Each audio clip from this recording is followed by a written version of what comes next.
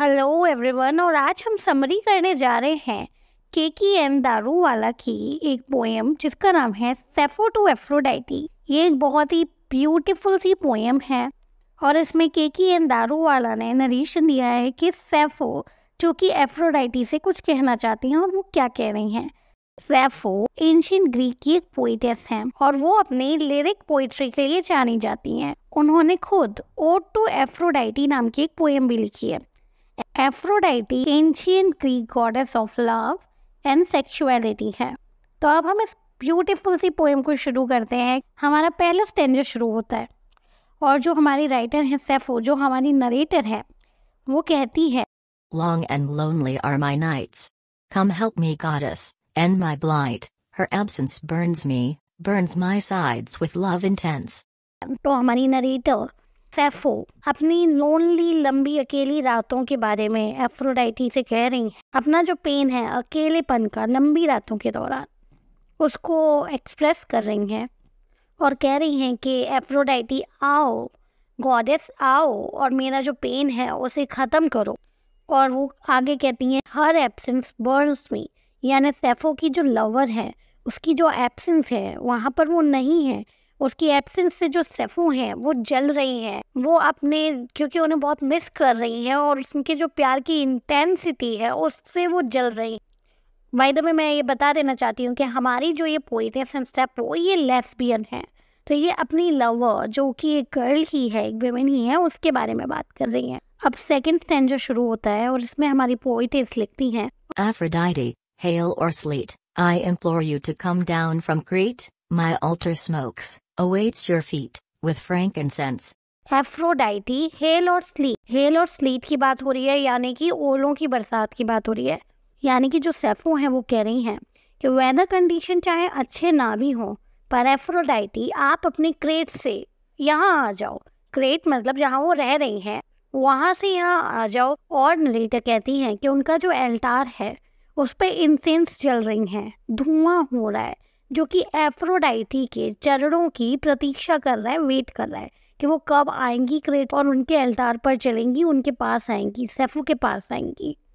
ये सैफो के डेडिकेशन को दिखा रहा है, वो किस तरह से चाहत रखती हैं कि उनकी जो लॉन्गिंग है, उनकी जो अकेली रातें हैं, वो चाहती हैं कि एफ्रोडाइटी अब उनके पास आ जाए।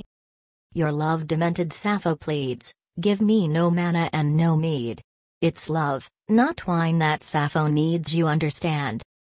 नेक्स्ट स्टैंजा में एफ्रोडाइटी कहती हैं कि आपकी लव डिमेंटेड, यानी कि वो अपने आप को यहाँ पर एफ्रोडाइटी के प्यार की प्यासी सैफो बता रही हैं।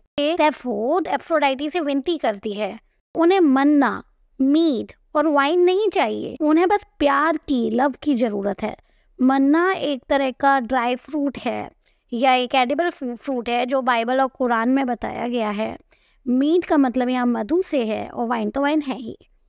यानी कि वो यहाँ पर अपनी मटेरियलिस्टिक थिंग्स उन्हें नहीं चाहिए, ये प्रार्थना बता रही हैं। उन्हें लव चाहिए, उन्हें इमोशनल सपोर्ट चाहिए। I haven't had a word from her. Once again make her my lover in bed and bower her breasts should flower in my hands. सैफो कहती हैं कि मैंने उससे एक शब्द भी नहीं सुना है, यानी कि काफ़ी दिन बीत गए हैं और उन्होंने अब तक अपनी लवर से कोई बात नहीं हुई है, कोई लेटर नहीं मिला है। और वो एफ्रोडाइटी से कहती है कि उसकी जो लवर है उसको, मतलब एफ्रोडाइटी ऐसा कुछ वरदान सा दे दे जिससे वो फिर से एक लवर बन जाए और सैफो के पास आ जाए, उसके बेड में आ जाए, और ताकि सैफो अपने जो लव उसको टच कर पाए, फील कर पाए। यहाँ पर एक इंटिमेसी का सीन इमेजिन कर रही हैं सैफो। Her star erasing beauty's spell turns me feverish, frail, unwell.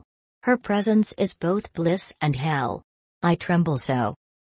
अगले स्टैंजा में सैफो लिखती हैं कि उनकी जो लवर है, उसका जो प्यार है, वो सैफो को बीमार बना देता है, कमज़ोर बना देता है, एकदम बुखार वाली फीलिंग ला देता है। उनकी लवर का जो प्यार है वो नरक और प्लेजर, यानी कि हेल और प्लेजर दोनों ही हैं एट द सेम टाइम। यहाँ पर वो अपने प्यार की इंटेंसिटी को शो कर रही हैं और लव की कॉम्प्लेक्स नेचर को शो कर रही हैं कि वो हेल और हेवन दोनों ही फील करता है सेम टाइम पर। और एंड में वो लिखती हैं कि वो कांप उठती हैं उस इंटेंसिटी से।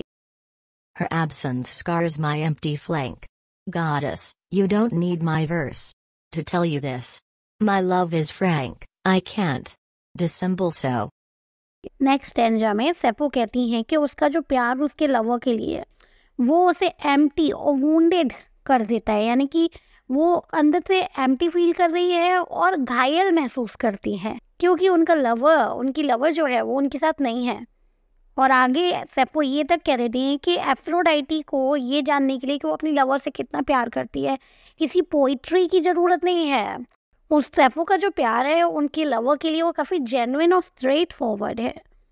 Bring back Gongyla to my side. May she once more become my bride. May she, her lyre and her fire, beside me purr. अगले स्टैंजा में सेफो कहती हैं bring back Gongyla to my side, यानी कि यहाँ हमें पहली बार पता चलता है कि उनकी जो लवर है उसका नाम गोंगाइला है।